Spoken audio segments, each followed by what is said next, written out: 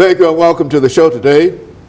The topic this morning is President Obama's visit to Africa and why some countries are not happy.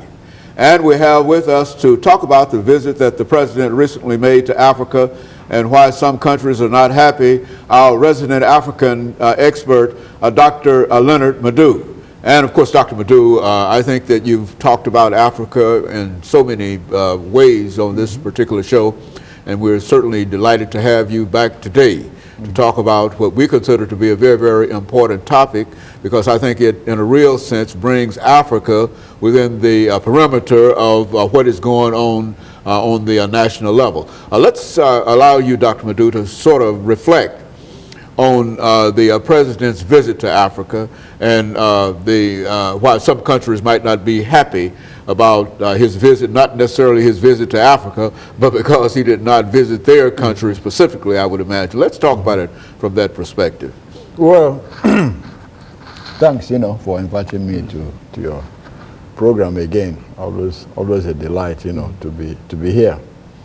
On June 26th to July the 3rd this year, President Obama will be visiting Africa.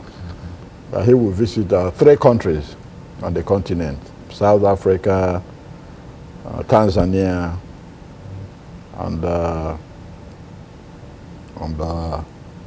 South Africa, Tanzania, and one other country. Let me trying to remember. Yeah, and one other country. So during his visit, he will discuss bilateral relations with those countries, and economic relations, democratization, etc., etc. Senegal is the third one. Yeah. Now, his first visit to Africa was in 2009. So we're really talking about the second visit that the president's going to make to Africa. Okay. Exactly. And this is a planned visit so far. Is that right? Exactly. Okay. I see. Visit. Good. Very good. Yeah. And his first visit to Africa was in 2009. When he visited Ghana. And at that time, a lot of countries were also, upset that he didn't visit them. But Obama wanted to use Ghana to highlight the new administration's thinking about Africa insofar as democratization is concerned, respect for human rights and all that. And Ghana has been in the forefront, as far as that is concerned in sub-Saharan Africa. The elections, have been free and fair and devoid of violence and all that. So Obama wanted to use that to say, look, if you want me to visit your country, or if you want the United States to look favorably to your leadership, you need to see what Ghana is doing in terms of democratization, freedom of speech, freedom of assembly, all those things we enjoy here. That's why he went to Ghana. Naturally, a lot of countries were upset, but he couldn't visit all countries, even if he wanted to. There are about 54 countries in Africa. Now, this year, he's going to go to Tanzania, South Africa, and Senegal. These 3 countries. And a lot of countries are already saying, well, why is he not coming to our countries? Nigeria, Ethiopia, Uganda, Tanzania, etc., etc.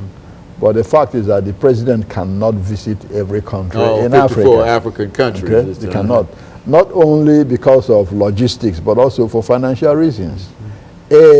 This trip, that's a week, is going to cost $100 million. That's, staff and Secret Service and you name it. That's a lot of money. When Clinton visited, it cost about $48 million. 1990s to 2013 is a long way.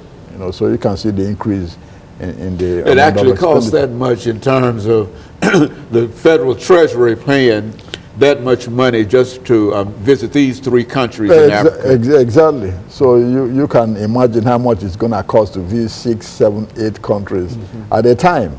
Okay. Secondly, Obama is using these 3 countries again to emphasize the need for political democratization in Africa. South Africa has been having free elections. Since Mandela came out, he handed over to Mbeki. Mbeki stayed and handed over to Jacob Zuma. All have been free and fair elections. Senegal already has a lot of free and fair elections. The last president defeated an incumbent which is very hard to do in Africa. So that's an example of what Obama is talking about. Then Tanzania, has had free and fair elections, even though one party, is dominant, but at the same time, the elections have been transparent. Very good. Dr. Madu, we'll stop at this point, and we'll be back with our audience following this very, very short commercial break.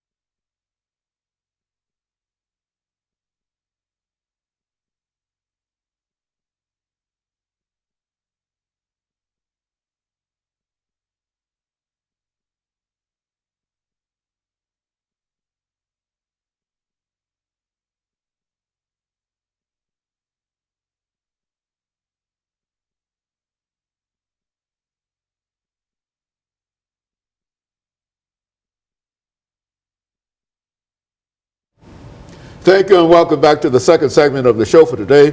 We're talking to Dr. LMadu, and the topic is President Obama's visit to Africa and why some countries are not happy.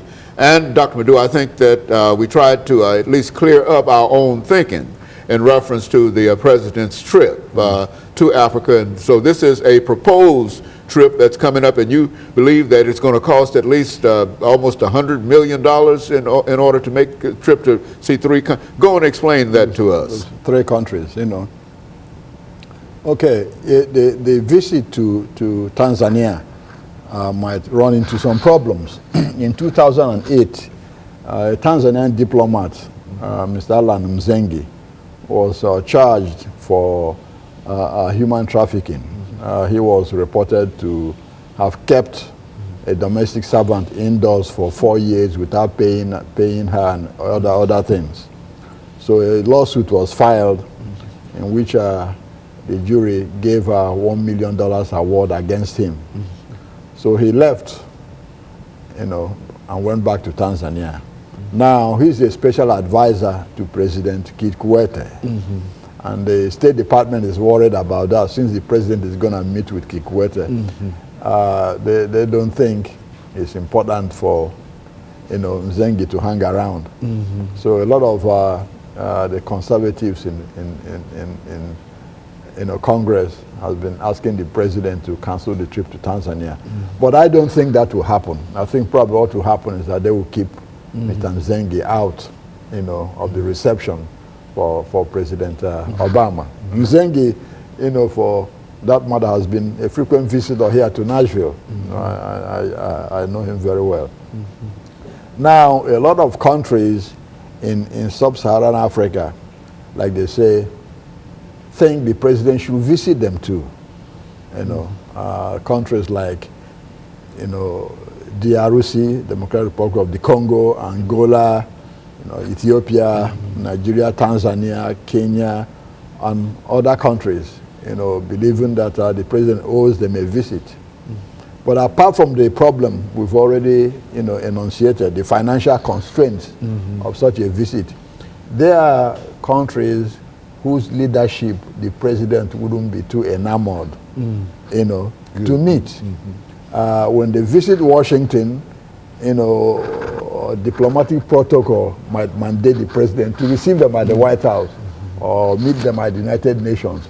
But the president going to meet them in their own countries becomes a problem.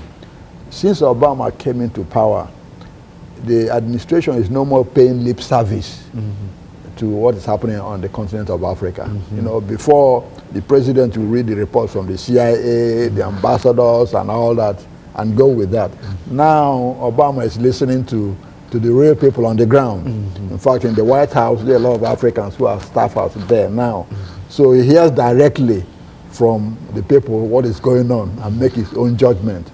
And as an African American, you know, of African parentage, who, you know, has been aware of what's going on there, he has his own idea of who is doing what, unlike the previous presidents. Okay, why that is important here is, one doesn't expect President Obama to go to Malabo, you know, Equatorial Guinea, to meet with President Obiang. Now, here is a man who came to power since 1979 after executing his uncle and refuses to leave power. Now, all the oil resources of his country belongs to him and his family. So that wouldn't be acceptable for the president to go to Equatorial Guinea when we are talking of human rights here. Obama wouldn't be too comfortable going to Ouagadougou to meet President Compaoré of Burkina Faso, who came to power, shooting his way into power since 1987, suppresses everybody who opposes him. You know, that wouldn't be acceptable. Okay, he wouldn't want to go to Uganda, even though Museveni, you know, is complaining because the U.S. has a security agreement with Uganda insofar as Ugandan troops helping to fight the terrorists in Somalia. But that's a different matter. The United States, the policy now is that we can be friendly with African countries, do business with them and all that, but make sure the leadership understands that that is different from democracy. You know. Now, why should Obama go to an African country to meet with the president who refuses to declare his assets to the people who elected him? While here, that's the first thing the president does. You know, that would be hypocrisy. See, why should Obama go over there, you know, to meet with the president of Gambia, who denies that AIDS exists and that he's a doctor of curing AIDS? Okay? And he's been in power since 1994. That wouldn't be appropriate. You know, why should he go to Republic of Congo to meet with President Sassou Nguesso, you know, who shot himself into power in 1997, you know, suppresses all oppositions? You know, so that's very understandable. If Obama lived in one of those countries, he would either be in jail or dead himself. He wouldn't be able to run for election. Okay, so looking at it that way, that would be not, you know. Some of these individuals are not good people to be associated with in any regard. Exactly, because what will happen when Obama visits those presidents, they will turn it around as an endorsement of their policies. Good. Okay, that's very important. So the people will think the president coming here to hug and kiss and smooch with them means endorsement of their policies, which is what Obama is trying to say. No, we're not going to do that. Either you know, treat your people like human beings, or we will do business with you, but we won't be what you call your friends. You know, and that is what's going on now. And a lot of them don't understand it, because it's not the former, you know, rules. This is a different rule altogether. And moreover, Obama is also listening to the African American constituency. That he said, hey, you got to do something about Africa. You know, we can't let those leaders be mistreating our people because of doing business with them. We got to separate the two. Yeah, we can get oil from Equatorial Guinea, but we're not going to be seen, you know, hanging around with Obiang anytime soon. And that's very important here.